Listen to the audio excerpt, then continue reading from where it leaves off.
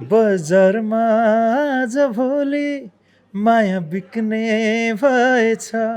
तर ती सबै कलाकारको अनुहारमा हेऱ्यो भने खुसी छैन, मलिनता छ। वर्षमा उस्तै पर्दाखेरि एउटा दुईटा गीत मात्रै एकदमै प्राकृतिक रूपमा जेन्युन रूपमा हिट भएको अवस्था छ। जति बिर्स्यो तिम्रो याद। अब कतिजनाले मेरो मेरो विचारमा विमति पनि राख्नु होला, है शिव परियार हेर त फलानु गीत त कस्तो हिट भयो होइन, हिटै भएको छैन भन्छस्। जज बस्ने अफरै आएन कि रिजेक्ट गरिदिनु भयो? रियालिटी सो सुरुमा कन्टेस्टेन्ट भन्दा पनि जजै हिट हुने खालको अवस्था थियो। म कुनै फन्डा गरेर काहीँ बोलेर कसैलाई खसाएर कसैलाई खुसी बनाएर त्यसरी शिव परियार बनेको होइन। आदरणीय शोभित बस्नेत दाईलाई त मेरो अनुमानमा त मलाई सखाबै पारे हो होइन। चोकतिर भन्ने केही थाहा छैन, ए या क्या है चोकतिर चोकतिर, ए जेसुकै होस् चोकतिर चोक।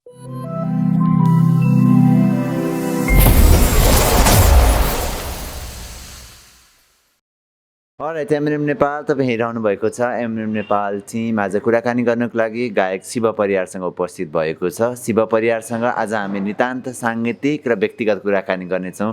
व्यक्तिगत कुराकानी चाहिँ यस अर्थमा कि शिव परियारलाई अझ निकट र नजिकबाट चिन्ने कोसिस हाम्रो रहनेछ। यहाँहरू सम्पूर्णलाई नजिकै गरेको तिहारको धेरै धेरै शुभकामना। श्रृङ्खला कस्तो लाग्छ प्रतिक्रिया दिन नबिर्सिनुहोला। शिव दाई नमस्ते, स्वागत छ यहाँलाई। भाइलाई एकदम धेरै धेरै धन्यवाद छ। सबभन्दा पहिला यो भाइहरूको च्यानल एम एन्ड एन एकदमै उत्तरोत्तर प्रगतिको शुभकामना, हार्दिक बधाई। भाइहरूको सञ्चार माध्यमको नयाँ गोरेटो स्टार्ट भएको छ, धेरै सफल बन्नु, धेरै माथि पुग्नु, शुभकामना। थ्याङ्क यू सो मच दाई, तपाईँको शुभकामना साथ सदैव रहिराखोस्, यही कामना छ। मलाई सोध्न मन लागेको नि दाई, नयाँ सुरुवात कति कठिन कति सहज लाग्छ तपाईँलाई? आफ्नै अनुभवहरू हामीसँग पनि हुँदैछ अब नयाँ सुरुवातका होइन, त्यही भएर नयाँ सुरुवात कति सहज कति कठिन लाग्छ? भाइहरूको सन्दर्भमा बोल्नु पर्दाखेरि चाहिँ कोभिडले थलिएको नेपाली चलचित्रको क्षेत्र र मैले मिलन र मदनलाई यो डिजिटल पर्दामा जबदेखि देख्न थालेँ त्यहाँबाट हेर्दाखेरि इन्टरटेनमेन्ट सेक्टर, त्यसमाथि पनि विशेष गरेर नेपाली चलचित्रसँग सम्बद्ध भएर नेपालका विभिन्न अब एकदमै चिर परिचित लोकप्रिय कलाकारदेखि अत्यन्त नवकलाकारहरूसँग पनि कार्यक्रममा एउटा के भन्छ अन्तस्करणबाट उहाँहरूका भावनाहरू निकालेर हाम्रा दर्शक महानुभावहरूसँग पुर्याउने जुन एउटा सुरुवात थियो, त्यो सुरुवात अत्यन्त राम्रो सुरुवात अनि त्यसको प्रोग्रेस पनि एकदमै राम्रो। हामी सबैले हेर्दाखेरि चाहिँ ओहो एकचोटि भाइहरूको सेटमा हामी पनि गएर इन्टरभ्यू दिन पाए हुन्थ्यो भन्ने हामीलाई महसुस हुन्थ्यो। तर अहिले जुन परिस्थितिमा भाइहरूले यो सुरुवात गर्नुभएको छ, यो परिस्थितिका हिसाबले नेपाली चलचित्र क्षेत्र चाहिँ अलिकति जति एक्टिभ देखिनुपर्ने अवस्था थियो अथवा जसरी एक्टिभ हुँदै आएको थियो त्यो अवस्था चाहिँ एक प्रकारले ठप्प भएको अवस्था छ र सम्पूर्ण कलाकार चलचित्र क्षेत्र व्यावसायिक रूपमा ठप्प भएको बेलामा भाइहरू त्यससँग सम्बन्धित रहेर त्यसैसँग सम्बन्धित विषयमा कन्टेन्ट पस्किने र हाम्रा आदरणीय दर्शक महानुभावहरूलाई जानकारी दिने सञ्चारकर्मीको हैसियतले मलाई के लाग्छ भने यो भाइहरूको अहिलेको सुरुवाती अवस्था चाहिँ अलिकति कठिन हुनसक्छ। कठिन हामीलाई सबैलाई यो अवस्थाले बनाएको छ। तर जसै यो कोभिडको अवस्था बिस्तारै निरूपण भएर जान्छ र नेपाली चलचित्रका सम्पूर्ण कलाकर्मीहरू, रङ्गकर्मीहरू, सम्पूर्ण सम्माननीय कलाकारहरू चाहिँ स्वस्फूर्त रूपमा नेपाली चलचित्रको मेकिङमा जब लाग्नुहुन्छ त्यस पछाडि चाहिँ फेरि नेपाली चलचित्रमा नयाँ नयाँ कुराहरूको चाहिँ सृजना हुन जान्छ र त्यो चिज पस्केर फेरि एम एन्ड एम च्यानललाई आफ्ना दर्शक माझ पुग्नको लागि चाहिँ फेरि सहज र एउटा खुलस्त बाटो खुल्छ भन्ने मैले मेरो आफ्नो विश्लेषण त्यो छ। र अहिलेको अवस्थामा भाइहरूलाई पनि कठिन छ र सुरुवात जहिले पनि कठिन नै हुन्छ। सुरुवात भनेको एउटा नयाँ कुराको बिजारोपण हो। बिरुवा रोपेर बिरुवा टुसाउनु भनेको एकदमै ठुलो एउटा परिवर्तन हो। त्यो भएर भाइहरूले अहिले यो आफ्नो सञ्चार माध्यमको करियरलाई नयाँ सोचका साथमा अगाडि बढाउनु भएको छ। एउटा तपाईँहरूलाई प्लस पोइन्ट चाहिँ के हुनसक्छ भने तपाईँहरूको विगतको जुन सञ्चार करियर छ, जति तपाईँहरूले राम्रो इम्प्रेसन बनाउनु भएको छ आफ्ना दर्शकहरूमा आज, त्यो कुराले तपाईँहरूलाई अगाडि बढ्नको लागि चाहिँ हरसम्भव मद्दत गर्छ भन्ने लाग्छ। आशा र अपेक्षा त्यो नै छ हाम्रो पनि, त्यही होस् भन्ने कामना पनि छ होइन। यो कोभिडले थलिएको सङ्गीत होइन, सङ्गीत कलाकार सङ्गीतकर्मीहरूलाई पनि त उति नै कठिन छ नि त होइन। उहाँहरूको पनि सायद कोभिड पछाडिको नयाँ सुरुवात हुन्छ होला आफ्नो काम र कर्मको लागि होइन। कति कठिन कति सहज भइरहेको छ सङ्गीतकर्मीहरूलाई यो कोभिडको इफेक्ट? कठिन के कारणले कठिन छ भने केवल खाएर बाँच्नु परेको अवस्था मात्रै छ। बाँच्नका लागि बाँच्दा पनि जीवनको अस्तित्व नहुने रहेछ। अनि आफ्नो डिग्निटी स्थापित गर्ने कर्म स्वाभाविक रूपमा गरिरहँदा पनि ती चिजहरूलाई जहाँसम्म लानुपर्ने हो, जस्तो अवस्थाबाट लानुपर्ने हो, जसरी लानुपर्ने हो, त्यसरी लान नसक्दा पनि त्यो कर्म गरेको महत्त्व अथवा त्यो कर्मको अर्थ चाहिँ एक प्रकारको के भन्छ नि, अर्थहीन टाइपको हुने रहेछ। काम पनि गरिरहेछौँ, गीत पनि गाइरहेछौँ, खान पनि समस्या छैन, बाँच्न पनि समस्या छैन, बाँची पनि रहेछौँ। तर हामी हिजोको दिनमा हाम्रो सङ्गीतको मर्म, सङ्गीतको अर्थ र सङ्गीत एउटा सृजनालाई जुन हदसम्म जसरी पुर्याउँछौँ भन्ने एउटा उत्कट अभिलाषा, उत्सुकता, एउटा खुसी, एउटा नर्भसनेस, यी सबै कुराहरू लिएर हामी सङ्गीत पस्किन्थ्यौँ भने आज चाहिँ पस्किनुपर्छ है, ग्याप राख्नुहुन्न है भन्ने हिसाबले मात्रै पस्किन सकेको अवस्था छ। र कलाकारले जति खुसी बनाउन खोज्दाखेरि पनि हाम्रा आदरणीय दर्शक महानुभावहरूलाई जस्तो किसिमले बाहिर एउटा निर्वाध एउटा स्वतन्त्र चरा जस्तै उडेर रमाइलो गर्ने माहौल छ, त्यो माहौल छैन। र यो सिचुएसनले गर्दाखेरि हामी एक प्रकारले हाम्रो साधना पनि भइरहेछ, सृजना पनि भइरहेछ, रेकर्डिङ पनि भइरहेछ, भिडियो पनि भइरहेछ, सबै कुराहरू आइरहेछ। यस्तो लाग्छ कि यो कोभिडले सङ्गीत क्षेत्रलाई कुनै अप्ठ्यारो पारेको छैन जस्तो लाग्छ। तर ती सबै कलाकारको अनुहारमा हेऱ्यो भने खुसी छैन, मलिनता छ। एकदम खुसी हुन प्रयास गरेर पनि मलिनता नै भइरहेको अवस्था भनेको चाहिँ अब यो भाइरसको कारणले गर्दा वायु प्रदूषित छ, एकजनाले एकजनाको अनुहारमा हेरेर शङ्का गर्नुपर्ने अवस्था छ, भिडभाडमा जानको लागि डराउनु पर्ने अवस्था छ। यी सम्पूर्ण कुराहरूले गर्दाखेरि चाहिँ मलाई के लाग्छ भने मान्छे वास्तवमा भित्रैदेखि खुसी हुनको लागि जेन्युन खुसी चाहिने रहेछ, जुन चाहिँ प्रकृति स्वच्छन्द हुँदा मात्रै मिल्ने रहेछ। प्रकृति स्वच्छन्द हुँदाखेरि त्यो प्रकृतिमा रहेका चराचर जगत, ती सजीव प्राणीहरू चाहिँ स्वस्फूर्त रूपमा एकदमै खुसी, एकदमै स्वतन्त्र, एकदमै फ्री फिल गरेर बाँच्न सक्ने रहेछन्। र अहिले यो वायुमण्डलमा जुन कोभिडको भाइरसको प्रदूषण छ, मानव जगतमा जुन कोभिड भाइरसको यो सङ्क्रमणको यो के भन्छ आतङ्क छ, यो चिजहरू चाहिँ अब हटेर गएपछि हामी सायद हामी सुरुमा जुन प्रारूपमा खुसी थियौँ त्यसरी हुन सक्छौँ होला। तर त्यो अवस्था रहिरहेको अवस्थामा चाहिँ हामी अब यसरी नै बाँच्न बाध्य छौँ। र त्यो कुराले हाम्रो नेपाली सङ्गीत जगत पनि अत्यन्त आक्रान्त छ। हामी कोसिस गरिरहेछौँ, हाँस्न कोसिस गरिरहेछौँ, रमाउन कोसिस गरिरहेछौँ, हामी उफ्रिन कोसिस गरिरहेछौँ, राम्रा सृजनाहरू पस्किन कोसिस गरिरहेछौँ। त्यसका बावजुद पनि हामी सफल हुन सकेको अवस्था चाहिँ छैन। अब तपाईँले भन्नुभयो अहिले आई थिङ्क यो समग्र इन्टरटेनमेन्टको इन्डस्ट्री भनेको यही सङ्गीत, म्युजिक भिडियो यिनीले मात्रै धानिरहेको छ होइन। सिनेमाका पर्दाहरू त अब एकादेशका कथा जस्ता भइसक्यो अहिलेको लागि। आशा र अपेक्षा गरौँ तपाईँले भने जस्तै वायुमण्डल चाँडै शुद्ध होस् र त्यो बाटो पनि खुल्छ होला होइन। दिनौँ सयौँको सङ्ख्यामा गीत रिलिज होइन, सयौँको सङ्ख्यामा फेरि अडियो मात्रै हुँदैन, भिडियो नै रिलिज हुन्छ सयौँको सङ्ख्यामा।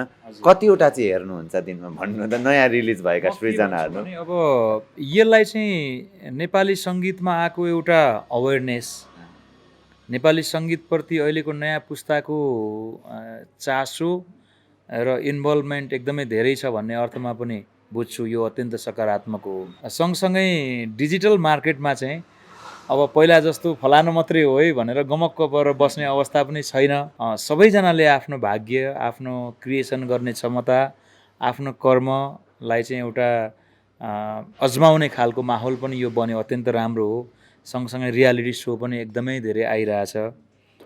तर यसको अर्को नराम्रो पक्ष भनेको चाहिँ जति तुलनात्मक रूपमा आजभन्दा 10 वर्ष अगाडि अथवा 5 वर्ष अगाडि जति तुलनात्मक रूपमा राम्रा गीत सङ्गीतहरू नेपाली आधुनिक सङ्गीतमा, नेपाली पप सङ्गीतमा, हिपहप होइन, नेपाली लोक सङ्गीतमा, त्यस्तै अब रक ब्यान्डको म्युजिकहरू जस्ता राम्रा म्युजिकहरू हामीले सुन्न पाइरहेको थियौँ, त्यसको तुलनामा चाहिँ अहिले सायद कलाकार आफै पनि यो अवस्थाले गर्दाखेरि भित्रबाट कलाकार खुसी भएर त्यो सृजनात्मक क्षमता चाहिँ निकाल्न नसकेको कारणले गर्दाखेरि गीतहरू कलाकारले एकदमै डे टु डे निकालेर प्रयास गरिरहनु भएको छ हाम्रा आदरणीय दर्शक महानुभावहरूलाई खुसी बनाउने, आफै पनि खुसी हुने।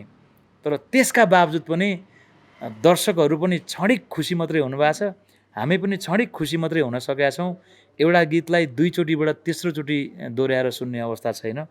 त्यो कारणले यो 2 वर्षको अवस्थामा जति पनि गीतहरू सङ्ख्यात्मक हिसाबले रिलिज भए त्यसको तुलनामा 5% गीतहरू चाहिँ नेपाली सङ्गीतको अर्काइभमा वाउ कस्ता राम्रा गीतहरू आए भनेर गर्व गर्नुपर्ने अवस्थाहरू हुन सक्थ्यो होला।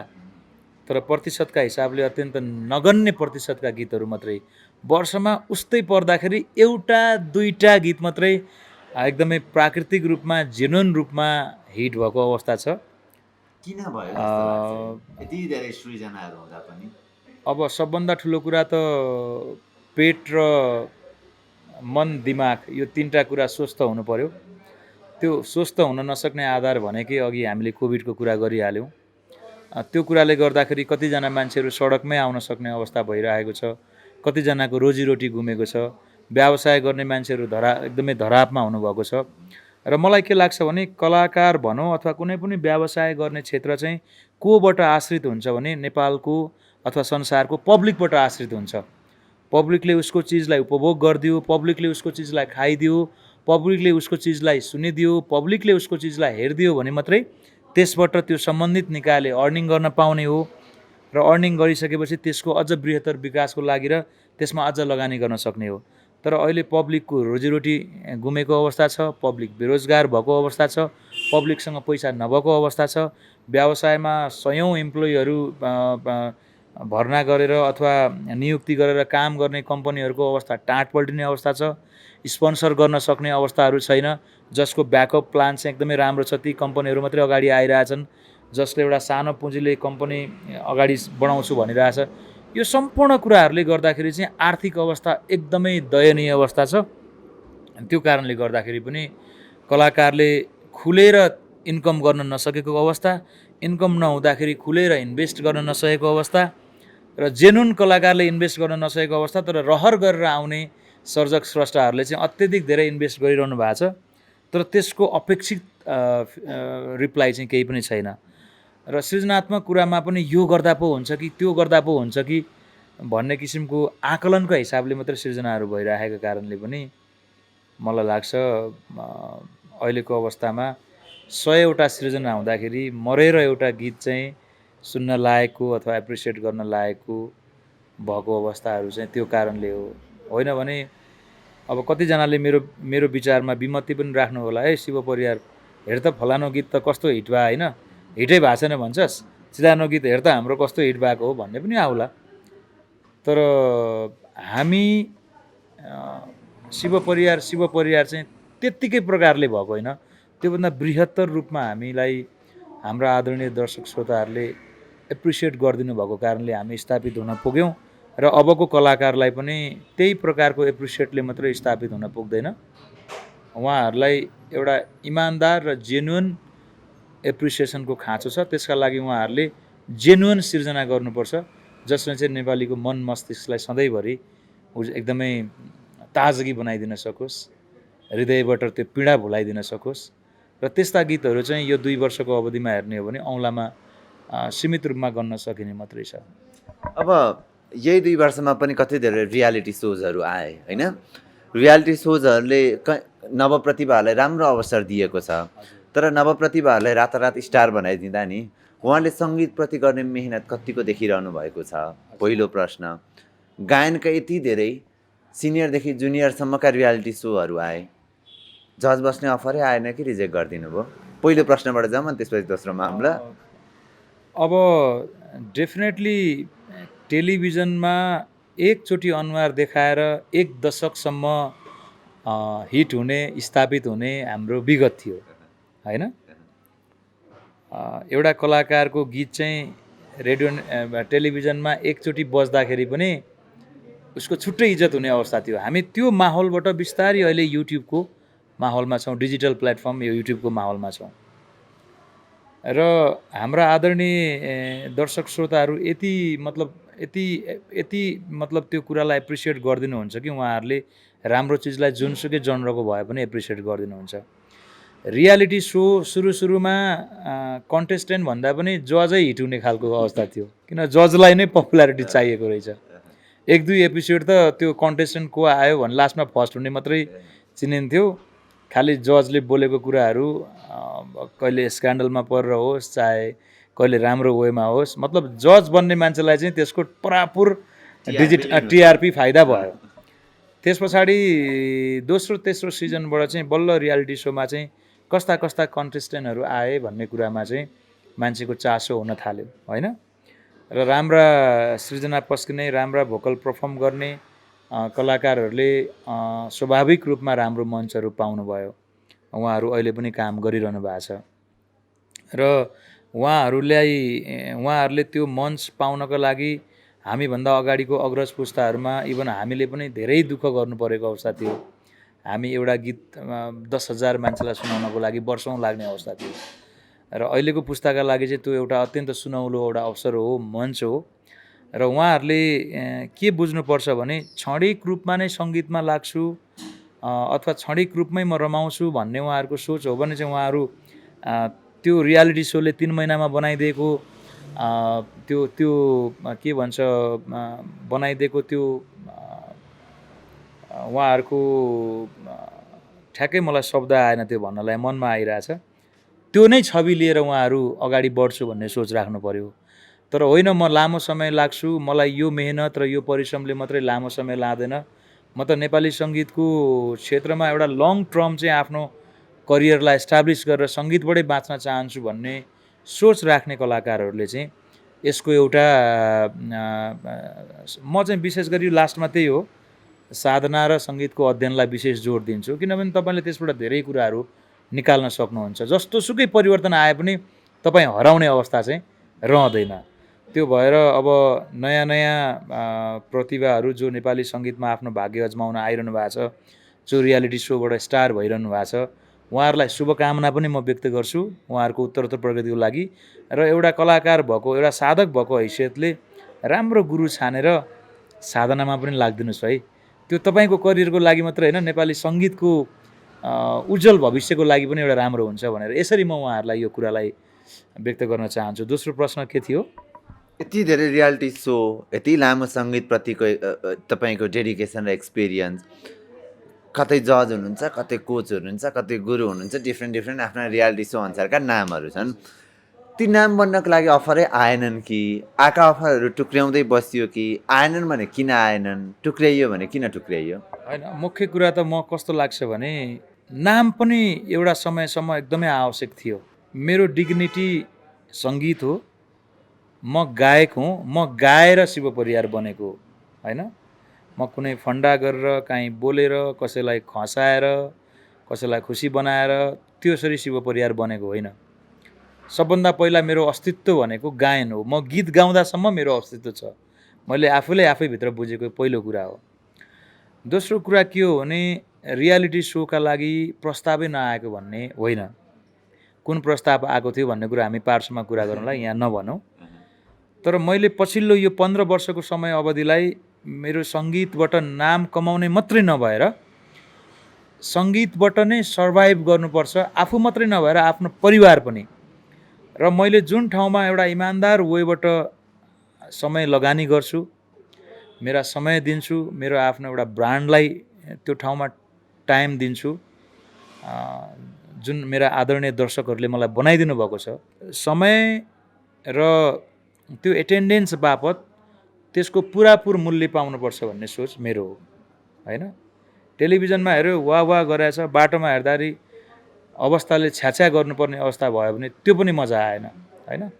त्यो कारणले गर्दाखेरि अब फाइनान्सियल कुरामा पनि अलिकति कुराहरू नमिल्दा पनि म त्यस्ता प्रतियोगिताहरूमा चाहिँ समावेश हुन नसकेको अवस्थाहरू हो। अब त्यो कारणले गर्दाखेरि अहिले पनि म इभेन्टमा पनि एउटा सर्प पनि मर्ने लट्ठी पनि नभाँचिने, मेरो एटेन्डेन्सले मेरो अर्गनाइजरलाई पनि मुसुक्क मुस्काउने अवस्था र अर्गनाइजर पनि मलाई हेरेर मुसुक्क मुस्काउने अवस्थाको एउटा मध्यम मार्गी धार अपनाएर काम गरिरहेको छु। र म चाहिँ 5,000 रुपियाँ लिएर 50,000 को गफ लाउने टाइपको वेबाट जिन्दगी अगाडि बढाउन चाहिनँ कहिले पनि।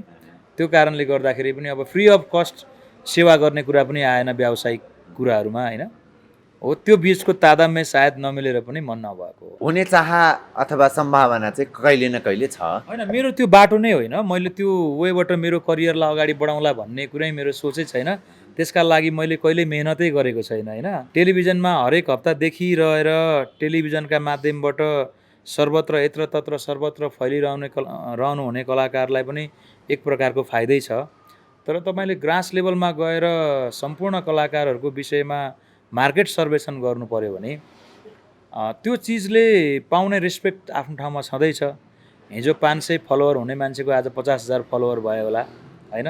हिजो चिन्दै नचिन्ने कलाकारलाई आज चिनिने अवस्था भयो होला, अथवा गीतैका कारणले नचिन्ने मान्छेले पनि जजैका कारण हो, कोचैका कारण हो, गुरुका कारण हो भनेर टेलिभिजनमा चिनिने अवस्था पनि होला। यो चाहिँ कस्तो भने एकताका सिरियल आउँथ्यो नि, हप्ता हप्तामा सिरियल आउँदाखेरि कलाकारलाई चाहिँ चिन्ने अवस्था थियो। त्यस्तै प्रकारले चाहिँ रियालिटी सोहरूको एपिसोडहरू आउने कारणले गर्दाखेरि उहाँहरूलाई चिनिने अवस्था पनि छ, प्लस पोइन्ट पनि छ।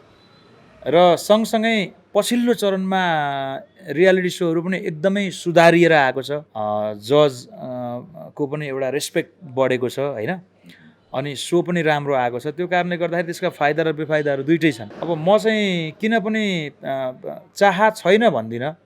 जिम्मेवारी चाहिँ यसरी आउनु पर्यो कि प्र्याक्टिकल वेबाट जिम्मेवारी आउनु पर्यो क्या। बाहिर बोक्रो भित्र खोक्रो टाइपको जिम्मेवारी होइन। अब म टिभीमा देखिन्छु मलाई त जज भन्छन् भन्ने हिसाबले खुर्र कुदेर जानु नि भएन। त्यो कारणले गर्दाखेरि यस्तो खालको बाटो हिँडौँ जुन बाटो चाहिँ व्यवहारिक बाटोबाट पूर्ण होस्। बाहिर चाहिँ एकदमै कभर बबाल, भित्र चाहिँ खोक्रो टाइपको नहोस्। कम्तीमा कुनै कुर्सीमा गएर बसिसकेपछि, कुनै जिम्मेवारी वहन गरिसकेपछि घरमा बेलुका फर्केर आउँदाखेरि खुइया केही छैन, त्यही टिभीमा नाम मात्रै त हो भन्ने अवस्था मात्रै पनि नहोस्। त्यो कारणले गर्दाखेरि यदि गायक नभएर म अरू चिज भएको भए चाहिँ सायद मलाई चिन्ता पनि लाग्थ्यो होला। तर मलाई एउटा कुरा के थाहा छ भने आजसम्म म देश विदेश नेपालका जति पनि जिल्लामा नेपालीहरू माझ चिनिन सफल भएँ, त्यसको एउटै रिजन भनेको गायन नै हो। र मेरो विशेष प्राथमिकता चाहिँ गायनमै रहनेछ। यद्यपि अब भविष्यका दिनमा अब मेरो जीवनमा पनि त्यस्तो खालको जिम्मेवारी पुरा गरेर हिँड्ने खालको अब त्यस्तो खालको चिजहरू रहेछ भने मलाई अवश्य देख्न पाऊँ। आशा र अपेक्षा गरौँ तपाईँलाई देख्न पाइएला नयाँ आएका धेरै प्रतिभाहरूलाई। तपाईँले पनि ट्रेन गर्नुहोला, तपाईँले पनि सिकाउनुहोला। तपाईँले थोरैसँगै सिकाइदिँदाखेरि कोही व्यक्तिको जीवन परिवर्तन पनि हुनसक्छ। त्यो अपेक्षा पनि गरौँ न हामी, त्यो हिसाबले पनि हेरौँ। यस्तो छ तपाईँको अब के छ भने सङ्गीत कला चाहिँ एउटा पुस्ता हस्तान्तरणका सवालमा भोलि म सङ्गीत अध्यापनमै लाग्दाखेरि सङ्गीतलाई कसरी अध्यापन गराउने एउटा नवप्रतिभालाई सैद्धान्तिक रूपमा मेन्टली कसरी प्रिपेयर्ड गराउने, उसले कस्तो बाटो अवलम्बन गर्नुपर्छ, उसलाई कस्ता खालका चिजहरूबाट चाहिँ ट्रेन गराउन सकिन्छ भन्ने कुराहरूको ज्ञान मलाई छ। किनभने मैले मेरो गुरुसँग एउटा टिचिङ मेथडबाट पनि सङ्गीतको साधना र अध्ययनलाई अगाडि बढाएको हुँ। के मनमा सोच थियो भने भोलि गीतै गाउन सकिएन भने सङ्गीत नै पढाएर पनि बाँच्नुपर्ने हुनसक्छ। त्यो कारणले त्यो वेबाट आफूलाई मेन्टली र फिजिकली तयार गर्दै पनि मैले लगिरहेको छु। किनभने सधैँभरि मेरा गीतहरू नचल्लान्, सधैँभरि मेरा गीतहरू मन नपराइएला, मभन्दा पछि आउने जेनेरेसनको चाहिँ एकदमै डिमान्ड रहला। हिजो जसरी हाम्रा अग्रज पुस्ताहरू चाहिँ बिस्तारी अब एउटा एक्टिभ र व्यावसायिक सङ्गीतबाट बिस्तारी एउटा लिजेन्ड भएर बिस्तारी एउटा लिजेन्ड पुस्तामा दरिनु भयो। भोलि हामी पनि उमेर समय र योगदानको हिसाबले त्यसरी नै बिस्तारी हामी चाहिँ अब आराम गर्नुपर्ने र हामी पछाडि आउने जेनेरेसनहरू चाहिँ फ्लोरमा भएको अवस्थाहरू पनि आउला। तर त्यति बेला पनि के गर्ने त भन्दा आफूसँग भएको ज्ञानलाई बाँडेर आफ्ना नवपुस्ताहरूलाई बाँडेर नवप्रवेशी पुस्ताहरूलाई बाँडेर बाँच्नुपर्छ सङ्गीतमै भन्ने सोच अनुरूप म आफूलाई तयारी पनि गरिरहेको छु। त्यो कारणले गर्दाखेरि आजको यो अत्यन्त एकदमै धेरै व्यस्त जीवनमा त होइन, तर भोलिको दिनमा चाहिँ म त्यसरी आउने सम्भावना चाहिँ एकदम धेरै छ।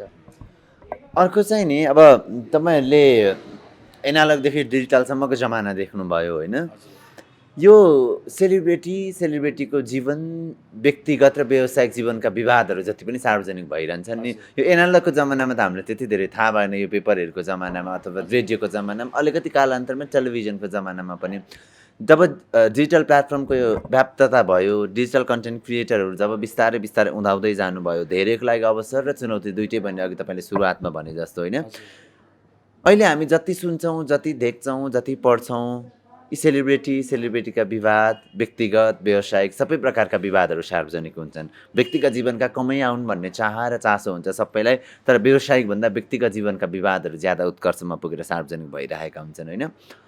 यी कुराहरूलाई कसरी निहाल्नुहुन्छ?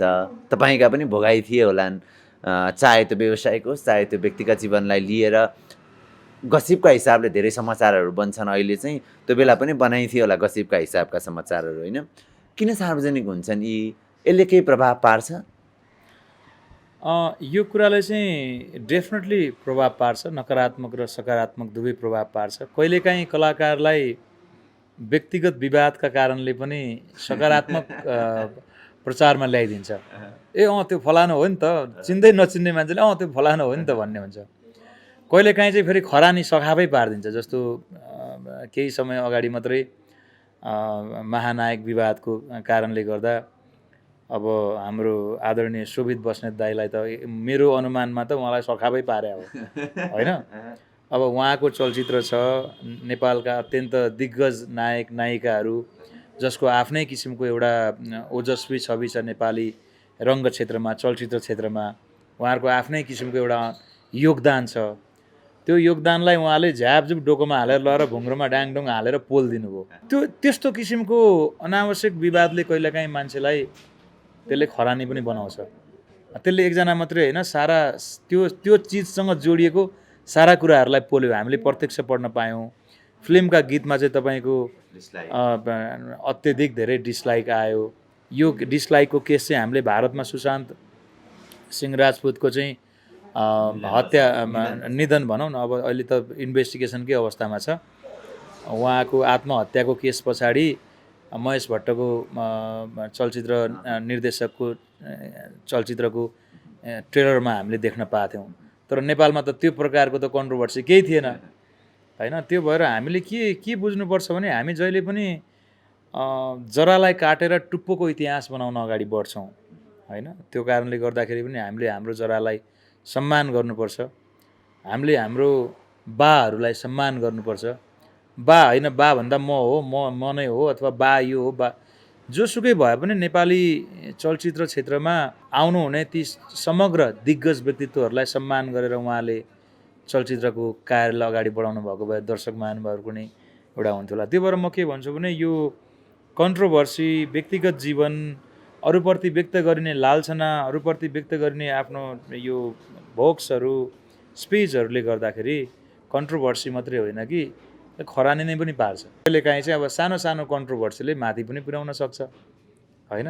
अब अडियन्सले स्वाभाविक रूपमा एप्रिसिएट गरिदिने, हेर्दा हाँसो उठ्ने, रमाइलो हुने, अब त चोकतिर अब त्यो त्यसमा केही छैन। अब मैले देखिरहेको थिएँ एकजना गेमरको होइन, त्यो उसलाई चोकतिर भन्ने केही थाहा छैन। या क्या है चोकतिर जेसुकै होस् चोकतिर भनेर, मतलब कहिलेकाहीँ कुनै कुराले मान्छेलाई रमाइलो पनि दिन्छ होइन। तर अनावश्यक कुराले चाहिँ मान्छेलाई हामीले कन्ट्रोभर्सीका नाममा, स्क्यान्डलका नाममा कसैको व्यक्तिगत छवि बिगार्ने, कसैलाई डोमिनेट गर्ने, कसैको एउटा मानवीय नैसर्गिक अधिकारमाथि हमला गर्ने, ती कामहरू चाहिँ हामीले गर्नु हुँदैन। किनभने कलाकारभन्दा पहिला हामी नागरिक हौँ होइन। नागरिक भएर एउटा मानव भएर हामीले न्यूनतम नैतिक मूल्य मान्यतालाई अवलम्बन गऱ्यौँ भने ती कुराहरू राम्रो हुनसक्छ। तर अब कहिलेकाहीँ त्यो चिजलाई चलाउँदाखेरि एकदम कन्ट्रोभर्सी हुन्छ, कन्ट्रोभर्सी भएर म हिट हुन्छु भन्ने हिसाब किताबबाट पनि कति मान्छेहरू आइरहनु भएको हुन्छ। कतिको चाहिँ स्वभाव नै त्यस्तो खालको भइदिन्छ, मान्छेलाई हेर्ने बित्तिकै कन्ट्रोभर्सी लाग्दिन्छ, त्यो कुरालाई पनि कन्ट्रोभर्सीको रूपमा लिनुहुन्छ। अब यो चाहिँ कुराहरू, अब यस्तो कुराहरू नभइदिए राम्रो लाग्छ मलाई चाहिँ, नभइदिए हुन्थ्यो भने जस्तो लाग्छ। तर अब धेरै भइरहेको हुन्छ। अझ अहिले त डिजिटल प्लेटफर्म भए पछाडि त दिनहुँ कहीँ न कहीँ पढ्न, देख्न, सुन्न, हेर्न पाइहालिन्छ। एक्सप्लोर गर्ने जुन राज्यको चौथो अङ्ग मिडिया, त्यो सीमित मिडियाहरू थियो। त्यसमा पनि लेख्ने मान्छेहरू सीमित थिए। कसैलाई साह्रै दनक्कै रिस उठ्यो, झनक्कै रिस उठ्यो भने मात्रै भ्ल्याट्ट अब आउँथे पनि होला। तर अहिले प्रत्येक मान्छेको हातमा मोबाइल छ।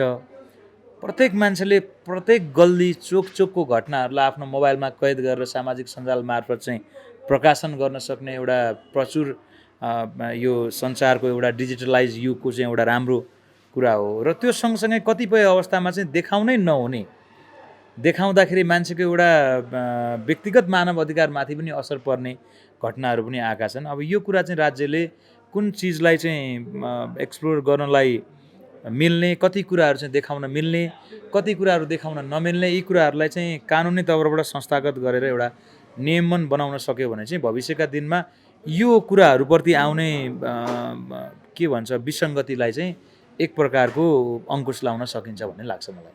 अपेक्षा यो पनि गरौँ, सदैव डिजिटल कन्टेन्ट क्रिएटरहरूको मात्रै दोष नहोला, तपाईँहरू जस्तो कलाकारले पनि त्यो गसिप कन्ट्रोभर्सी लेख्नुपर्ने अवस्था सृजना नहोस्, तपाईँहरूले पनि त्यस्ता कार्यहरू नगरिदिनुहोस्। हुँदै नभइकन त लेखिँदैन, हुँदै नभइकन त प्रसारण गरिँदैन। त्यही भएर कहीँ न कहीँ कतै फेरि खालि लेख्नेलाई मात्रै दोष, कन्टेन्ट क्रिएटरलाई मात्रै दोष भन्ने पनि नहोस्। तपाईँहरूले नदिनु होला त्यस्ता कन्टेन्टहरू। त्यो विषयमा चाहिँ म के भाइले मतलब इङ्गित गरेको विषय पनि मैले थाहा पाएँ।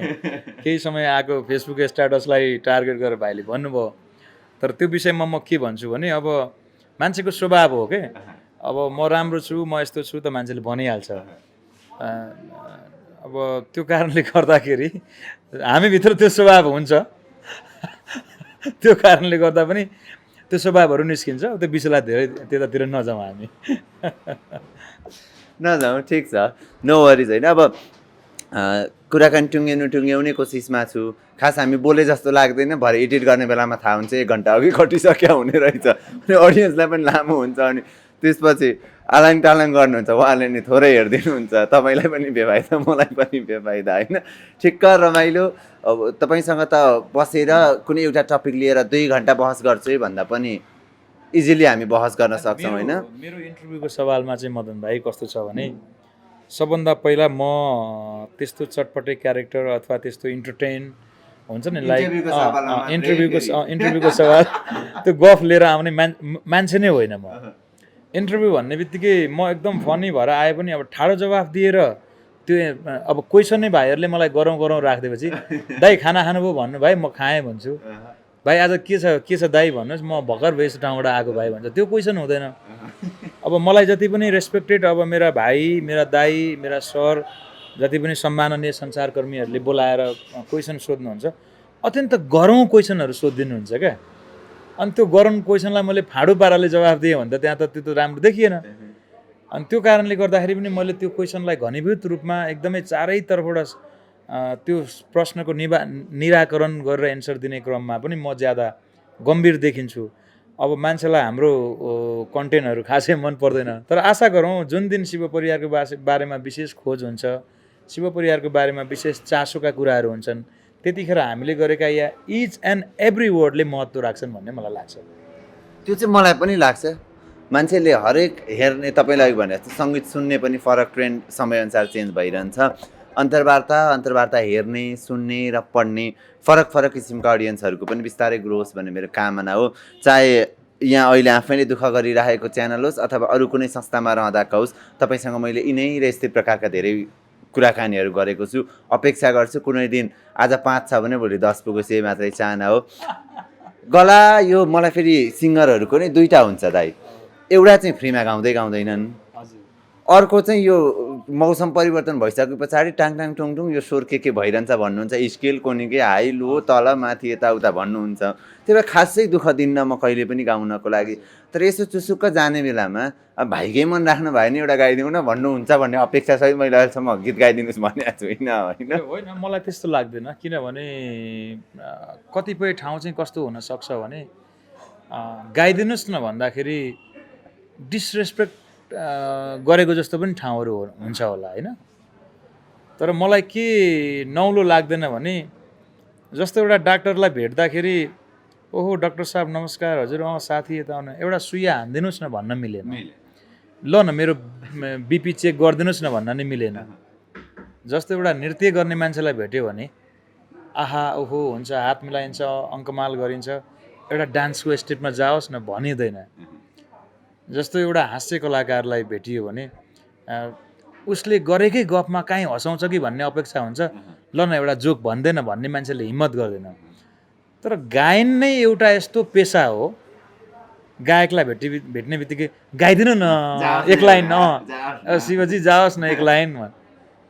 अनि त्यो अब कम्फर्टेबल माहौल छ भने चाहिँ म गइदिइहाल्छु, किन यो स्वर त मैले उहाँहरूकै लागि त बनाएको हो, उहाँहरूकै लागि त हो होइन। गाएर इज्जत जाँदैन के भाइ, गाएर इज्जत बढेको हो। जहाँ पनि गाउनुपर्छ के, जहाँ पनि गाउनुपर्छ एउटा गायकले होइन। खालि एउटा के हो भने अन्तर्राष्ट्रिय स्तरका कलाकारहरूलाई भेट्नै मुस्किल पर्छ, ए यार गाइदैन यार भन्नै मुस्किल पर्छ। अब हामी त यहाँ चोक गल्ली होइन, दोकान दुलो जहाँ पनि हामी भेटिन्छौँ, किन हाम्रो जीवनशैली नै त्यही प्रकारको छ। फेसबुकमा पनि भेटिन्छौँ, टिकटकमा पनि भेटिन्छौँ, इन्स्टाग्राममा पनि भेटिन्छौँ, आजकल त युट्युब पनि आफ्नो भेटिन्छौँ। हामी त्यस्तो प्रकारको कारणले गर्दाखेरि गीत गाउनलाई चाहिँ कम्फर्टेबल माहौल भएसम्म गीत गाउँ न त, ल गाइदिउँ, गाउँदा फरक नपर्ने ठाउँ छ चाहिँ म गाइदिन्छु। आज फरक पर्ने छ कि नपर्ने? मलाई त्यस्तो केही लागेको छैन, गाइदिन्छु, भाइको मायाकमा के छ।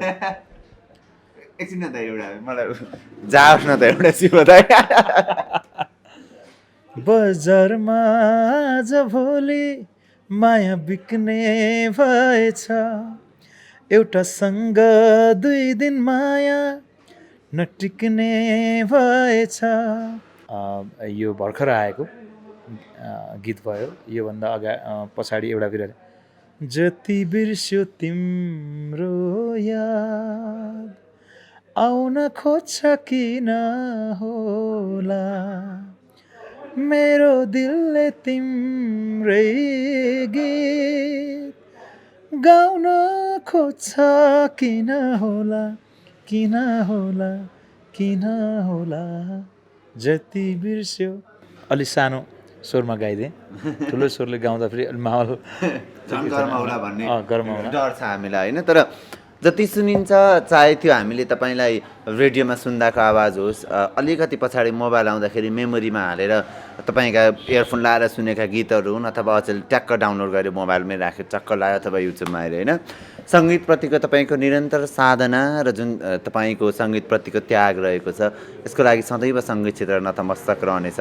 तपाईँले धेरै ठुलो योगदान दिनुभएको छ, हामी यहाँ शब्दमा बयान गर्न नसक्नुला तपाईँले सङ्गीतप्रति दिएको योगदानलाई हामी धन्यवाद मात्रै दिन सक्छौँ। तपाईँलाई अन्तिममा केही भन्नु होला, तपाईँलाई मेरो कुराको खण्डन गर्न मन छ भने पनि गर्नु होला, नो वरिज। तर मलाई मनमा लागेका कुराहरू चाहिँ भन्न पाउँछु होइन, तपाईँले खण्डन गर्न पाउनुहुन्छ। कसैलाई लाग्दैन के दाइ मैले यति नै गरिसकिन्छु भनेर कोही दोस्रो व्यक्तिलाई नै भन्नुपर्छ। तपाईँका ती हजारौँ गीतहरू त्यसै गीत बनेनन् होला, त्यसै ती हजारौँ गीतहरूले शिव परिवार बनाएन होला। त्यो तपाईँको मेहनत, तपाईँको निरन्तरको सङ्गीत मात्रै मेरो जीवन हो है, यसैले मात्रै म बाँच्छु, परिवार बचाउँछु भनेर लाग्नु भएको मान्छे तपाईँ हो। त्यही भएर पनि धेरै धेरै धन्यवाद सङ्गीतप्रतिको तपाईँको योगदानको लागि। खण्डन गर्न मन छ भने नि मेरो लाइनहरूलाई गरिदिनुहोस्, केही भन्न मन छ दर्शकलाई भने पनि। म एउटा कुरा के थप्न चाहन्छु यो अन्तिममा भने, मानव स्वभावैले अलि स्वार्थी नै प्रकारको हुन्छ क्या। म पनि यसको तात्विक महत्त्व नबुझ्दासम्म यस्तै प्रकारकै स्वभाव प्रदर्शन गर्थेँ। धेरै स्टेज अगाडि धेरै मान्छे आइदियो भने खुसी, अलि थोरै मान्छेहरू छन् भने दुखी प्रोग्राम पर्फर्म गर्न जाँदा। अब आफूले दिएको इन्टरभ्यूमा धेरै भ्युज भयो भनेदेखि आहा भनेर खुसी, थोरै भ्युज भयो भने दुखी।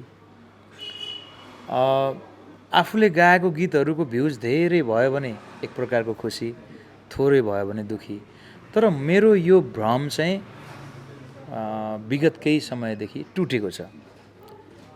मैले के बुझेको छु भने केवल फ्रन्टमा बसेर वाह शिव परियार हत तपाईँ जस्तो त मान्छे कोही चाहिँ गाएकै छैन नि भन्ने प्रकारको, तपाईँको स्वर त बबाल मिठो लाग्छ नि भन्ने प्रकारको, तपाईँको त्यो गीत त नसुने मलाई भातै रुच्दैन भन्ने, निन्द्रै नलाग्ने भन्ने प्रकारको यो प्रत्यक्ष रेस्पोन्सहरूले मान्छेलाई एक प्रकारले कमजोर पनि बनाउने रहेछ क्या। र अहिले पछिल्लो चरणमा चाहिँ म कस्तो खालको मेरा शुभचिन्तक, प्रशंसक, मलाई माया गर्नुहुने व्यक्तिहरूसँग मेरो साक्षात्कार भइरहेछ भने मलाई सुरुवातको चरणदेखि सुनिदिने र मेरो करियरको स्थापित हुने सवालमा कहिले पनि नदेखिएर, कहिले पनि नबोलेर, कहिले पनि केही नभनिएर पनि त्यो करियर स्थापितको सवालमा अत्यन्त महत्त्वपूर्ण भूमिका राख्ने, जसले चाहिँ देशको संस्कृति, साहित्य र सङ्गीतको क्षेत्रमा एउटा कलाकारलाई यो यस्तो भनिदिँदाखेरि त्यो त्यस्तो हुन सक्ने मतलब माहौल हुन्छ।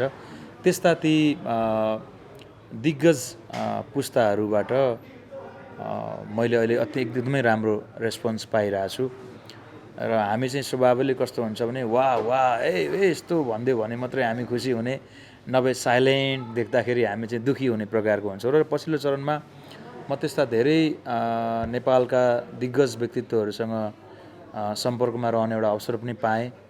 मलाई लाग्थ्यो कि मलाई भिडले मात्रै मन पराइदिएको हो कि, अथवा भिडका लागि मात्रै मैले गीत सिर्जना गर्ने हो कि, अथवा भिडले मन पराउने चिजलाई मात्रै मैले बोकेर हिँड्ने हो कि भन्ने एउटा भ्रम पनि मेरो मनमा थियो। तर त्यो चिज चाहिँ अहिले क्लियर भएर म साँच्चीकै नेपाली सङ्गीतको प्रति चाहिँ इमान्दार भएर साँच्चीकै राम्रा सङ्गीतको बाटोमा मात्रै हिँड्नुपर्छ है, त्यो नै मेरो भविष्य हो। र म मरेर गए, म बाँचुन्जेल मेरा नाममा जति के भन्छ, मेरा नाममा जति के भन्छ डिबेट होला, माया होला, सपोर्ट होला, अथवा विमति होला, बाँचुन्जेल भए पनि अन्ततको त मरेर गएपछि चाहिँ मैले गाएको गीतको शब्द, मैले गाएको गीतको सङ्गीत, मैले गाएको मेरो गायन, मेरो आवाज र मैले गाएको म्युजिक एरेन्ज, यी कुराहरूलाई नै आधार मानेर मेरो नेपाली सङ्गीतको क्षेत्रमा एउटा मूल्याङ्कन हुने हुँदा म अबको दिनमा चाहिँ त्यो बाटोमा अग्रसर छु, अग्रसर भइरहेको छु। र भाइले भने जस्तै अब म आफूलाई त्यस्तो ठुलो कलाकार भन्ने त लाग्दैन, तर अन्तिम साससम्म पनि शिव परियारले साँच्चीकै राम्रो गीतहरू नेपाली सङ्गीतलाई दियो। मैले खोजेको चाहिँ यति मात्रै हो, शिव परियारले यसो गर्यो, शिव परियारलाई उसो गर्यो, शिव परियारले या ती कुराहरू होइन। शिव परियार साँच्चीकै एउटा राम्रो स्वर भएको गायक हो र यसले राम्रो सङ्गीत दियो है नेपाली सङ्गीतलाई भन्ने कुरा मात्रै हाम्रा आदरणीय दर्शक महानुभावहरूले एउटा समयमा भित्र मनबाट मनन गरिदिनु भयो भने मेरो जीवन सफल हुन्छ, यति नै भन्न चाहन्छु। र M&M television channel, YouTube channel, भोलिको दिनमा टेलिभिजन पनि हुन सकोस्। भाइहरू नयाँ नयाँ हुनुहुन्छ, होइन मेरो मुखबाट फुत्केको धेरै कुराहरू पुग्छ भने भाइ, होइन? किनभने म सरस्वतीको साधक पनि हो, आदिशक्ति भगवान् भोलेनाथको पनि म एउटा उपासक हो, होइन? नराम्रो आजको दिनसम्म कसैको सोचेको छैन। मलाई चारैतिर जोडेर तान्ने, भत्काउने, चुडाउने, टुक्रा टुक्रा पार्ने प्रयासहरू गर्छन् साथीभाइहरू, होइन? तर म आफू चाहिँ एक ढिक्का भएर हिँडिरहेको छु र सदैव म अब भर्खर त करियर स्टार्ट भएको छ। हिजोको दिनमा एउटा सानो कपी बोकेर यसरी कलाकारको अनुहारमा हेरेर इन्टरभ्यू लेख्ने एकजना युवा सञ्चारकर्मी चाहिँ आजको दिनमा एउटा टेलिभिजनको बोस भएको छ, एउटा टेलिभिजनको अनर भएको छ भने अवसरहरू धेरै हुनसक्छ भोलिको दिनमा। त्यो भएर भाइहरूमा भएको यो जाँगरले त्यो पनि हुनसक्छ। म त्यसमा ठुलो कुरा केही छैन।